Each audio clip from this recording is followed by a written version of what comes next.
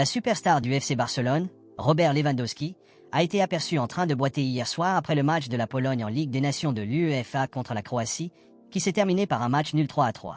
L'avant-centre du FC Barcelone n'a pas été titulaire ce soir, le manager Michal Probières ayant révélé que cela était dû à une blessure mineure. Étrangement, le vétéran est entré en jeu en deuxième mi-temps, mais a été frappé après un tacle imprudent d'un joueur croate, provoquant des inquiétudes dans le camp du Barça. Des rapports plus tôt dans la journée ont révélé que le joueur de 36 ans, qui a été en pleine forme cette saison, était incertain pour le choc de la Liga de dimanche contre Séville. Le journaliste Carlos Monfort a maintenant apporté de nouvelles informations sur l'état de forme de Lewandowski après l'incident du match d'hier soir. Selon les informations communiquées, les services médicaux de l'équipe nationale polonaise estiment que le coup violent reçu hier n'empêchera pas l'attaquant du Barça de jouer le match contre Séville à Montjuïc. Malgré le fait que le joueur de 36 ans ait été vu boitant sensiblement dans la zone mixte après le match, les médecins sont convaincus que dans les prochains jours, la douleur diminuera et il sera prêt à jouer pour son club. Lewandowski est en route pour Barcelone et devrait atterrir plus tard cet après-midi. Une fois arrivé à la Ciutat Esportiva, le buteur devra passer de nouveaux tests, mais tout porte à croire qu'il ne s'agit que d'un coup et qu'il sera apte à affronter Séville. Lewandowski a réalisé un début de saison exceptionnel sous la direction du nouvel entraîneur Hansi Flick, marquant déjà 12 buts en 11 matchs toutes compétitions confondues. Avec des matchs cruciaux à venir contre Séville, le Bayern Munich et le Real Madrid dans un espace très court, Flick et Barcelone espèrent que leur attaquant vedette sera en forme et impatient de jouer. Barcelone planifie déjà l'avenir en recherchant un remplaçant de qualité pour Robert Lewandowski et des rapports récents en provenance d'Angleterre, via AS, suggèrent que même si la priorité absolue du club reste Erling Haaland, ils envisagent également deux alternatives. Les deux cibles potentielles du Barça dans ce scénario sont Alexander Isak et Darwin. Les deux joueurs ont déjà une expérience du football espagnol, ce qui pourrait jouer en faveur du club. Cependant, la signature de l'un ou l'autre de ces attaquants nécessiterait un investissement financier important de la part de Barcelone. Malgré les défis financiers actuels de Barcelone, Haaland reste l'objectif ultime du président du club, Joan Laporta.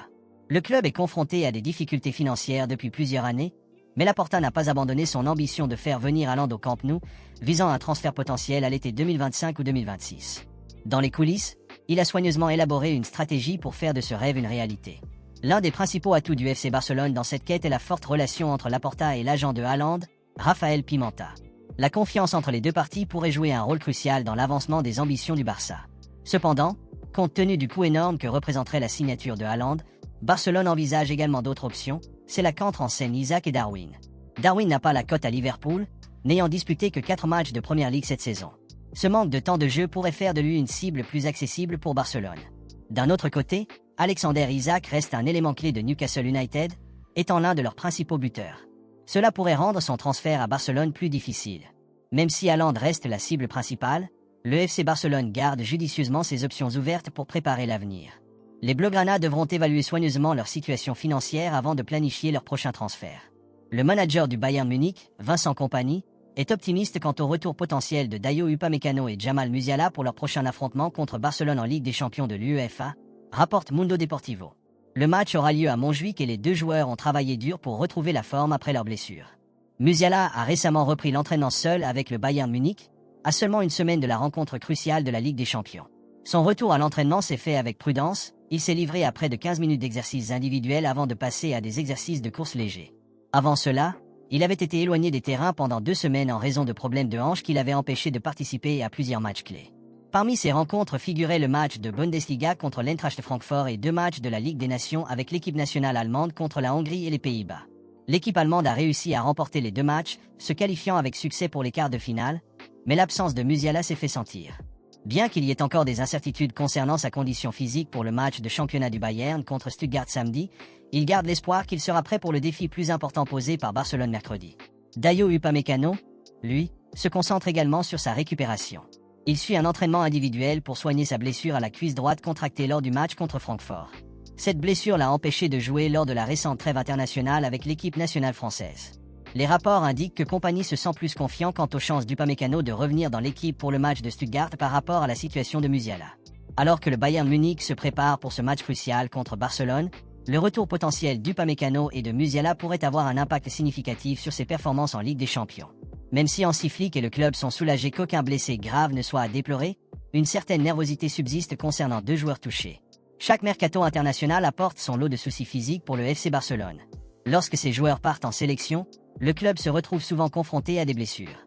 Durant cette trêve, 9 joueurs du FC Barcelone ont été convoqués en sélection nationale, soit moins que d'habitude en raison de la crise des blessures à laquelle l'équipe est actuellement confrontée. Maintenant que les matchs internationaux sont terminés, le Barça est préoccupé par 2 joueurs en vue de son prochain match contre Séville. Tout d'abord, Lamine Yamal a été blessé lors du match de l'Espagne contre le Danemark. Il est rentré à Barcelone plus tôt que prévu en raison d'une gêne et devrait être au repos pour le match contre Séville. Cela semble logique compte tenu du calendrier exigeant qui l'attend, avec des matchs contre le Bayern Munich et le Real Madrid à quelques jours d'intervalle. Le deuxième souci concerne Robert Lewandowski. Bien qu'il ait débuté sur le banc de l'équipe polonaise contre la Croatie en raison d'une légère blessure, il est entré en jeu à la 60e minute et a été victime d'un tacle violent. Bien que Lewandowski ait indiqué qu'il allait bien, sa condition physique pour le match contre Séville reste incertaine. Jules Koundé a joué les 90 minutes des 2 matchs de la France contre Israël et la Belgique, ce qui lui a valu une forte pression. Il reviendra à Barcelone après avoir accumulé beaucoup de temps de jeu, ce qui pourrait être un sujet de préoccupation. D'autres joueurs comme Pablo Torre et Marc Casado ont joué pour leurs équipes nationales du 21 respectives, tandis que Rafinha a réalisé une sortie impressionnante avec le Brésil. Enfin, Hector Fort a été impliqué dans l'équipe U19, disputant 3 matchs, avec 2 titularisations et une apparition en tant que remplaçant. Compte tenu de ses problèmes de forme, Flick devra gérer son équipe avec soin alors qu'elle se prépare à une série de matchs critiques. Laisse un like et abonne-toi pour plus d'actualités Barça. Merci à ceux qui s'abonnent, qui like et commentent quotidiennement. Merci pour la force.